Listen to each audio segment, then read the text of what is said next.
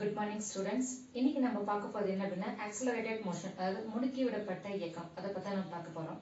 இப்போ ஒரு ஆப்ஜெக்ட் எடுத்துக்கிறோம். இப்போ அந்த ஆப்ஜெக்ட் பார்த்தா அப்படின்னா நான் யூனிஃபார்ம் மோஷன்ல இருக்கு. சரிங்களா? எதுல இருக்கு? நான் யூனிஃபார்ம் மோஷன்ல. அப்ப நான் யூனிஃபார்ம் மோஷன்ல இருக்கும்போது அந்த ஆப்ஜெக்ட்டோட வெலாசிட்டி பார்த்தா அப்படின்னா டைம், அதாவது ஒவ்வொரு டைமுக்கும் என்ன வெலாசிட்டி என்ன இருக்கும்? சேஞ்ச் ஆகிட்டே இருக்கும். கான்ஸ்டன்டா இருக்காது. ஏன் அப்படின்னா டைமை பொறுத்து என்ன வெலாசிட்டி சேஞ்ச் ஆகிட்டே இருக்கு. இப்போ ஒரு பொருள் எடுத்துக்கிறோம், அது வந்து எப்படி இருக்கு அப்படின்னா சீரற்ற இயக்கத்துல இருக்கு.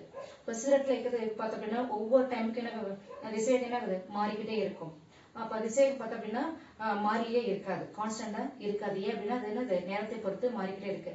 அப்ப அந்த டைப் ஆஃப் மோஷன் தான் என்ன சொல்றோம் நம்ம? ஆக்சிலரேட்டட் மோஷன், அதாவது முடுக்கிவிடப்பட்ட இயக்கம் அப்படின்னு நம்ம சொல்றோம். சரிங்களா? இதுலயும் பார்த்தோம்னா ரெண்டு டைப். எது அப்படின்னா ஆக்சிலரேட்டட் மோஷன்ல ரெண்டு டைப். என்ன அப்படின்னா uniformly accelerated motion, non-uniform accelerated motion. சரிங்களா? ஃபர்ஸ்ட் uniformly accelerated motion அப்படின்னா என்ன அப்படின்னா ஒரு ஆப்ஜெக்ட் எடுத்துக்கிறோம், per unit டைம்ல அப்ப அந்த ஆப்ஜெக்ட்டோட வெலாசிட்டி என்னாகும்? சேஞ்ச் ஆகும். அப்படி இந்த சேஞ்ச் ஆகக்கூடிய வெலாசிட்டி பார்த்தோம்னா கான்ஸ்டன்டா, அதாவது கான்ஸ்டன்டா இருந்தது அப்படின்னா அந்த அப்ப அந்த ஆப்ஜெக்ட் வந்து எப்படி மூவ் ஆகும் அப்படின்னா யூனிஃபார்ம்லி ஆக்சிலரேட்டட் மோஷன். அப்ப அந்த ஆப்ஜெக்ட் மூவிங் எப்படி இருக்கும் அப்படின்னா யூனிஃபார்ம்லி ஆக்சிலரேட்டட் மோஷன்ல இருக்கும். புரியுதுங்களா? ஒரு ஆப்ஜெக்ட் பார்த்தோம் அப்படின்னா ஆக்சிலரேட் மோஷன்ல இருக்கு. சரிங்களா? அப்ப ஆக்சிலரேட் மோஷன்ல பெர் யூனிட் டைம்ல சேஞ்ச் ஆகக்கூடிய வெலாசிட்டி கான்ஸ்டன்டா இருந்தது அப்படின்னா அந்த ஆப்ஜெக்டோட மூவிங் எப்படி இருக்கும் அப்படின்னா யூனிஃபார்ம்லி ஆக்சிலரேட்டட் மோஷன்ல இருக்கும். அதாவது ஒரு பொருளானது முடுக்கிவிடப்பட்ட இயக்கத்துல என்ன ஆகுது? ஓரளவுக்கு நேரத்துல என்ன ஆகும்? நேரத்தை பொறுத்து என்னது திசைவேகம் வந்து என்னது மாறும். அப்படி மாறக்கூடிய திசைவேகம் வந்து மாறிலியா இருந்தது அப்படின்னா அப்ப அந்த பொருளின் இயக்கம் எப்படி இருக்கும் அப்படின்னா சீரான முடுக்கிவிடப்பட்ட இயக்கத்துல இருக்கும். சரிங்களா? இதுதான் சீரான முடுக்கிவிடப்பட்ட இயக்கம். ரெண்டாவது டைப் பார்த்தோம்னா நான் யூனிஃபார்ம்லி ஆக்சிலரேட்டட் மோஷன். இது நம்ம சொல்லிக்கலாம். இதுக்கு அப்படியே ஆப்போசிட்டா வரும். என்னாகும்? இப்ப என்னாகும்? per unit டைம்ல என்னாகும்? அந்த ஆப்ஜெக்டோட வெலாசிட்டி சேஞ்ச் ஆகும். எப்படின்னா டைம் டு டைமுக்கு ஒவ்வொரு டைமுக்கு எனக்கு வெலாசிட்டி என்னாகும்? சேஞ்ச் ஆகிட்டே இருக்கும். இங்க வந்து கான்ஸ்டன்டா இருக்காது. அப்ப அந்த ஆப்ஜெக்டோட மூவிங் எப்படி இருக்கும் அப்படின்னா நான் யூனிஃபார்ம் ஆக்சிலரேட்டட் மோஷன்ல இருக்கும். அதாவது பொருளின் திசைவேகம் வந்து அந்த நேரத்தை பொறுத்து இந்த ஓரளவு நேரத்துல ஒவ்வொரு நேரத்துல திசைவேகம் மாறிக்கிட்டே இருக்கும். இங்க வந்து திசைவேகம் வந்து எப்படி இருக்காது? மாறியே இருக்காது. அப்ப அந்த பொருளின் இயக்கம் எப்படி இருக்கும் பார்த்தோம் அப்படின்னா சீரற்ற முடுக்கிவிடப்பட்ட இயக்கத்துல இருக்கும். இது என்ன அப்படின்னா ஆக்சிலரேட்டட் மோஷன்ல வந்து டூ டைப்ஸ். ஒன்னு யூனிஃபார்ம் ஆக்சிலரேட்டட் மோஷன், இன்னொன்னு நான் யூனிஃபார்ம் ஆக்சிலரேட்டட் மோஷன். அது சீரான முடுக்கிவிடப்பட்ட இயக்கம், சீரற்ற முடுக்கிவிடப்பட்ட இயக்கம். சரிங்களா? இதுல யூனிஃபார்ம் மோஷன்ல அதாவது யூனிஃபார்ம்லி ஆக்சிலரேட்டட் மோஷன் பார்த்தோம்னா எப்படி இருக்கும்? சேஞ்ச் ஆகக்கூடிய வெலாசிட்டி எப்படி இருக்குன்னா கான்ஸ்டன்டா இருக்கும். சரிங்களா? அதே நான் யூனிஃபார்ம் மோஷன்ல என்னது? டைம் டு டைம் வெலாசிட்டி என்ன இருக்குது? சேஞ்ச் ஆகிக்கிட்டே இருக்கும், கான்ஸ்டன்டா இருக்காது. சரிங்களா? ஆவரேஜ் ஆக்சிலரேஷன், அதாவது சராசரி முடுக்கம், அதை பத்தி நம்ம பார்க்கலாம். சரிங்களா? இப்போ ஒரு ஆப்ஜெக்ட் எடுத்துக்கிறோம். அந்த ஆப்ஜெக்ட் பார்த்தோம் அப்படின்னா delta D equal to t2 minus t1 அப்படிங்கிற டைம் இன்டர்வல்ல அந்த ஆப்ஜெக்ட் வெலாசிட்டி என்ன ஆகுதுன்னா சேஞ்ச் ஆகுது. எப்படி சேஞ்ச் ஆகுது அப்படின்னா v1 வெலாசிட்டில v1 வெக்டர் வெலாசிட்டில இருந்து v2 வெக்டர் வெலாசிட்டிக்கு சேஞ்ச் ஆகுது. சரிங்களா? இப்ப ஒரு ஆப்ஜெக்ட் இருக்குது. அந்த ஆப்ஜெக்ட் பார்த்தோம்னா del t equal to t2 minus t1 அப்படிங்கிற டைம் இன்டர்வல்ல வெலாசிட்டி v1 ல இருந்து v2 க்கு சேஞ்ச் ஆகுது. அப்படி சேஞ்ச் ஆகும்போது அதோட ஆவரேஜ் ஆக்சிலரேஷன் எப்படி நம்ம டிஃபைன் பண்ணலாம் அப்படின்னா the ratio of change in velocity over the time interval. இது என்ன அப்படின்னா ஆவரேஜ் ஆக்சிலரேஷன். சரிங்களா? இது ஃபார்முலா என்ன அப்படின்னா a வெக்டர் ஈக்குவல், அதாவது average acceleration equal to v2 vector minus v1 vector by t2 minus t1. இதான் எப்படி எழுதுறோம்னா delta v vector divide by delta t. சரிங்களா? இப்போ ஒரு பொருள் இருக்கு. அந்த பொருள் பார்த்தோம்னா delta t equal to t2 minus t1 அப்படிங்கிற கால இடைவெளியில திசைவேகம் மாறுது. எப்படின்னா v1 வெக்டர் திசைவேகத்துல இருந்து v2 வெக்டர் திசைவேகத்துக்கு மாற்றம் அடையுது. அப்ப மாற்றம் அடையும் போது அதோட சராசரி முடுக்கத்தை எப்படி நம்ம வரையறுக்கலாம் அப்படின்னு பார்த்தோம் அப்படின்னா திசைவேகத்தின் மாறுபாடு மற்றும் எடுத்துக்கொண்ட கால இடைவெளி என்ன அப்படின்னா delta D equal to t2 minus t1. இதோட தகவு தான் நம்ம என்ன சொல்றோம் அப்படின்னா நம்ம சராசரி முடுக்கம் அப்படிங்கிறோம். அதாவது திசைவேகத்தின் மாறுபாட்டுக்கும் எடுத்துக்கொண்ட காலத்துக்கும் இடையே தகவு தானே சொல்றோம் நம்ம சராசரி முடுக்கம் அப்படின்னு நம்ம சொல்றோம். சரிங்களா? அதே மாதிரி ஆவரேஜ் ஆக்சிலரேஷன் அப்படிங்கிறது என்ன குவான்டிட்டி அப்படின்னா வெக்டர் குவான்டிட்டி. சரிங்களா? இங்க இந்த ஆவரேஜ் ஆக்சிலரேஷன் டைரக்ஷன் எப்படி இருக்கும் அப்படின்னா டெல்டா வி வெக்டரோட டைரக்ஷன்ல தான் இருக்கும். சரிங்களா? இப்ப பார்க்க போறது இன்ஸ்டன்டேனியஸ் ஆக்சிலரேஷன், அதாவது உடனடி முடுக்கம் அல்லது முடுக்கம். அதை பத்தி நம்ம பார்க்க போறோம். சரிங்களா? இன்ஸ்டன்டேனியஸ் ஆக்சிலரேஷன் என்ன அப்படின்னா del t, அதாவது டெல்டா டி டென்ஸ் டு 0, அதாவது டெல்டா டி வந்து 0 நெருங்கும் பொழுது சரிங்களா.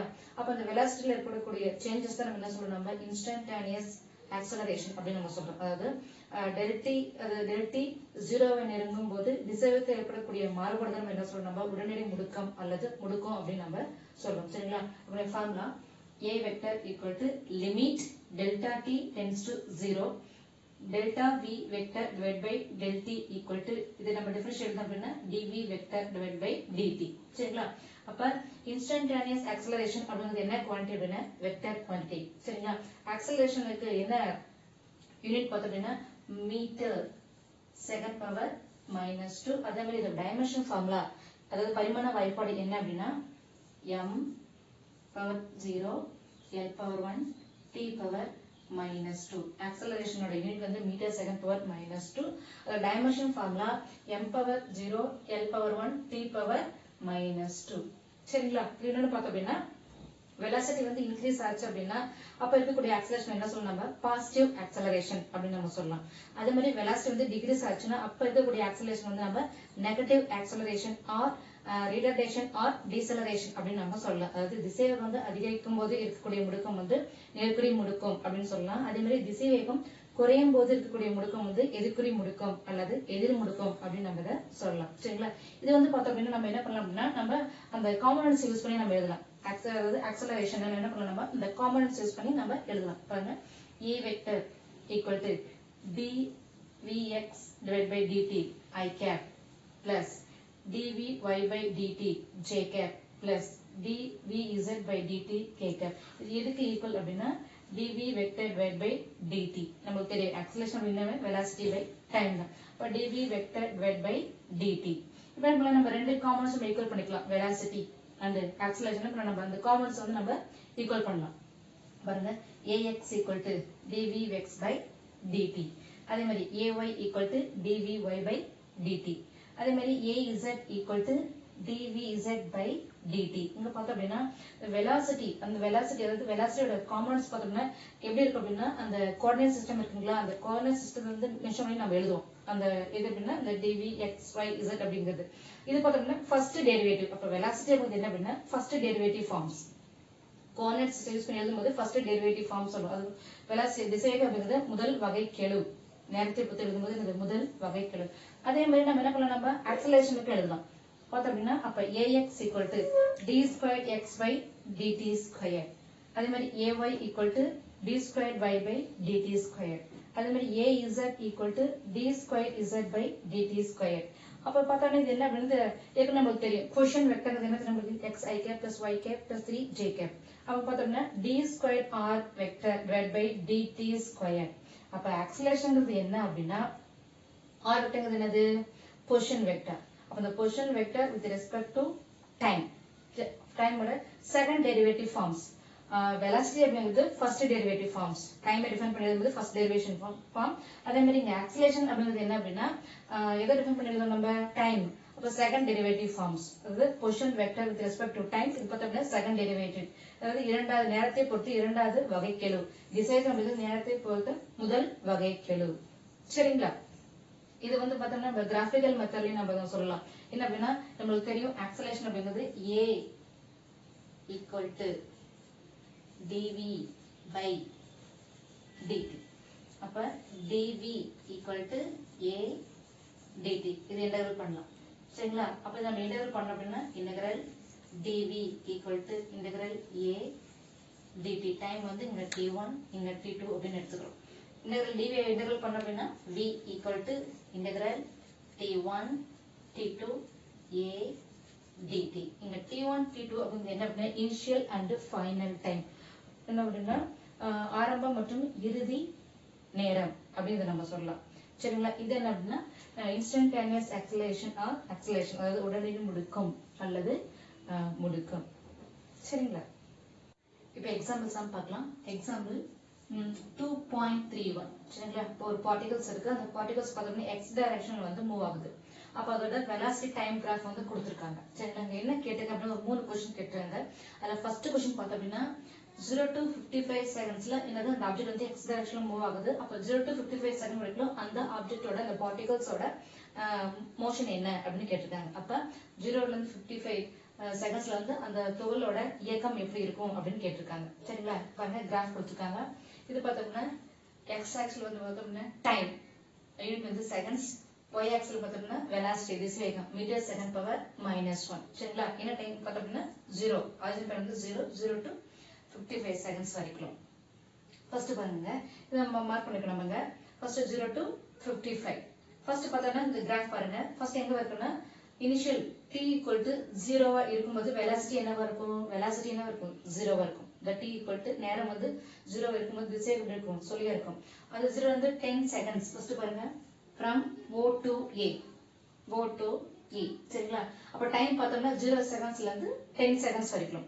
அப்ப அந்த பார்ட்டிகல்ஸ் பார்த்தோம் அப்படின்னா 0 ல இருந்து 10 செகண்ட்ஸ் வரும்போது என்ன ஆகுதுன்னா டைம் இன்க்ரீஸ் ஆகுது. 0 to 10 செகண்ட் வந்து டைம் இன்க்ரீஸ் ஆகும்போது வெலாசிட்டி என்ன ஆகுது? இன்க்ரீஸ் ஆகுது. அப்ப அந்த வெலாசிட்டி எவ்வளவு வருது அப்படின்னா 60 மீட்டர் செகண்ட் பவர் -1 வெலாசிட்டி. எப்போ அப்படின்னா 0 to 10 செகண்ட்ஸ்ல அப்ப அந்த வெலாசிட்டி இன்க்ரீஸ் ஆகுது. அப்ப வெலாசிட்டி இன்க்ரீஸ் ஆகும்போது அந்த ஆப்ஜெக்ட் என்ன ஆகும்? ஆக்சிலரேட் ஆகும். இது பார்த்தோம்னா பாசிட்டிவ் ஆக்சிலரேஷன். அப்ப இதோட வெலாசிட்டி டைம் கிராஃப் பார்த்தோம்னா பாசிட்டிவா இருக்கும். அப்ப 0 to 10 செகண்ட்ஸ்ல என்னது? x டைரக்ஷன்ல வெலாசிட்டி என்ன ஆகுது? இன்க்ரீஸ் ஆகுது. அப்ப அங்க இருக்கக்கூடிய ஆக்சிலரேஷன் பார்த்தோம் அப்படின்னா பாசிட்டிவ் ஆக்சிலரேஷன். சரிங்களா? அடுத்து பார்த்தோம் அப்படின்னா from A to B. from A to B. அப்ப என்ன டைம் அப்படின்னா 10 seconds to 15 seconds. பாருங்க இது 10, இது 20, இங்க பாதி.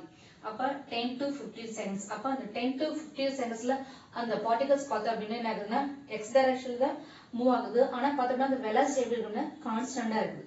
அப்ப வெலாசிட்டி கான்ஸ்டன்டா இருக்கும்போது அந்த ஆக்சலரேஷன் என்னவா இருக்கும்? 0வா இருக்கும். பாருங்க 50 அது 10 to 15 seconds. இங்க 10 to 15 seconds. சரிங்களா? 10 to 15 செகண்ட்ஸ்ல என்னது வெலாசிட்டி எப்படி இருக்கு? கான்ஸ்டன்டா இருக்கு. இன்க்ரீஸ் ஆகல. கான்ஸ்டன்டா இருக்குது. அப்ப அந்த ஆக்சலரேஷன் என்னவா இருக்கும்? 0வா இருக்கும். அப்ப அது திசைவேகம் பார்த்தோம்னா இங்க மாறிலியா இருக்கு. தொடர்ந்து போயிட்டே இருக்கு. அந்த துகளானது இயங்கிட்டு இருக்கு. ஆனா திசைவேகம் எப்படி இருக்கு? மாறிலியா இருக்கு. திசைவேகம் மாறிலியா இருந்ததுன்னா முடுக்கம் என்னவா இருக்கும்? சுழியா இருக்கும். இதுக்குள்ள A to B 10 to 15 seconds வரைக்கும். அடுத்து பாருங்க, அடுத்தது from B to C. B to C. அப்ப டைம் என்ன பார்த்தோம்னா 15 seconds to 30 seconds. பாருங்க இந்த 10ல பாதி 15. அப்ப 15 seconds to 30 seconds வரைக்கும் அந்த பார்ட்டிகல்ஸோட மூவிங் எப்படி இருக்குன்னு பார்த்தோம் அப்படின்னா இங்க என்ன ஆகுது? வெலாசிட்டி வந்து டிகிரீஸ் ஆகிக்கிட்டே வருது. எக்ஸ் டைரக்ஷன்ல தான் மூவ் ஆகுது. ஆனா வெலாசிட்டி என்ன ஆகுது? டிகிரீஸ் ஆகிக்கிட்டே வருது. டிகிரீஸ் ஆகிட்டே வந்து பார்த்தோம்னா அந்த 30 செகண்ட்ஸ்ல தான் என்னது? ரெஸ்ட் கண்டிஷனுக்கு வருது. ஒரு 15 செகண்ட்ல என்ன ஆகுது? ரெஸ்ட் கண்டிஷனுக்கு வருது. அப்ப 15 செகண்ட்ல இருந்து 30 செகண்ட்ஸ்க்கு அந்த பார்த்தோம் அப்படின்னா அந்த பார்ட்டிகல் வந்து என்ன ஆகுது? மூவ் ஆகிட்டே வருது. எக்ஸ் டைரக்ஷன்ல தான் மூவ் ஆகுது. ஆனா வெலாசிட்டி என்ன ஆகுது அப்படின்னா டிகிரீஸ் ஆகுது. திசையை வந்து குறைஞ்சிக்கிட்டே வந்து 30 செகண்ட்ஸ்ல வந்து ஒரு கன நேரத்துல அது சுழி நிலையை அடையுது. 0 கண்டிஷன் வருது. Rest condition. சரிங்களா? மறுபடியும் அடுத்த கண்டிஷன் என்ன பார்த்தோம் அப்படின்னா from C to D. C to D. இங்க பார்த்தோம்னா என்னது? இங்க 30 seconds to பார்த்தோம் அப்படின்னா 40 seconds. 30 seconds to 40 seconds. இங்க பார்த்தோம்னா அந்த பார்ட்டிகல் என்ன ஆகுது? மைனஸ் எக்ஸ் டைரக்ஷன் என்ன ஆகுது? இன்க்ரீஸ் ஆகிட்டே வருது. இது பாசிட்டிவ் எக்ஸ் டைரக்ஷன், இது மைனஸ் எக்ஸ் டைரக்ஷன். அந்த பார்ட்டிகல் என்னது? மூவ் ஆகிட்டே இருக்கு. இங்க பார்த்தோம் அப்படின்னா அந்த வெலாசிட்டி பார்த்தோம் அப்படின்னா நெகட்டிவ் வெலாசிட்டி. அந்த நெகட்டிவ் வெலாசிட்டியோட மேக்ஸிமம் வேல்யூ, வெலாசிட்டியோட மேக்ஸிமம் வேல்யூ என்ன அப்படின்னா 40 மீட்டர் செகண்ட் பவர் -1. இது மைனஸ் எக்ஸ் டைரக்ஷன்ல அந்த பார்ட்டிகல் ரெஸ்ட் கண்டிஷன்ல 0ல இருந்து அப்படி இன்க்ரீஸ் ஆகுது. ஏன்னா மைனஸ் எக்ஸ் டைரக்ஷன்ல மூவ் ஆகிட்டே இருக்கு. அப்ப இங்க வெலாசிட்டி மேக்ஸிமம் வெலாசிட்டி என்ன அப்படின்னு பார்த்தோம்னா 40 மீட்டர் செகண்ட் பவர் -1. எங்க அப்படின்னா எந்த கண்டிஷன் அப்படின்னா 30 seconds to 40 seconds. அடுத்து என்ன அப்படின்னா from D to E.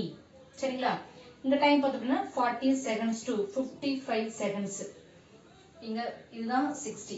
சரிங்களா? 60 seconds. இதுல பாதிங்க. அப்ப 50 55. அப்ப 40 செகண்ட்ஸ்ல இருந்து 55 செகண்ட்ஸ்க்கு அந்த பார்ட்டிகல் என்ன ஆகுது? வெலாசிட்டி என்ன ஆகுது? இங்க வந்து நெகட்டிவ் எக்ஸ் டைரக்ஷன் சொல்லியாச்சு. இங்க நெகட்டிவ் எக்ஸ் டைரக்ஷன்ல இங்க வெலாசிட்டி இங்க இன்க்ரீஸ் ஆகிட்டே வருது. மறுபடியும் என்ன ஆகுது? இந்த வெலாசிட்டி பார்த்தோம்னா நெகட்டிவ் அதாவது மைனஸ் எக்ஸ் டைரக்ஷன்ல வெலாசிட்டி வந்து கம்மியாகிட்டே போய் 55 செகண்ட்ஸ்ல 0. அதாவது அந்த பார்ட்டிகல் 55 செகண்ட்ஸ்ல ரெஸ்ட் கண்டிஷன்ல வருது. அதாவது அந்த துகளானது மைனஸ் எக்ஸ் திசையில என்னது? திசைவேகம் வந்து இன்க்ரீஸ் ஆகுது, அதிகரிச்சுட்டே வருது. அப்படி என்ன பண்ணுது? திசைவேகமானது குறைஞ்சிட்டே வந்து 55 செகண்ட்ஸ்ல 55 செகண்ட்ஸ்ல ஓய்வு நிலையை அடையுது. சரிங்களா? இதான் பார்த்தோம்னா 0 to 55 செகண்ட்ஸ்ல அந்த பார்ட்டிகல்ஸோட மூவிங் கண்டிஷன்ஸ். சரிங்களா?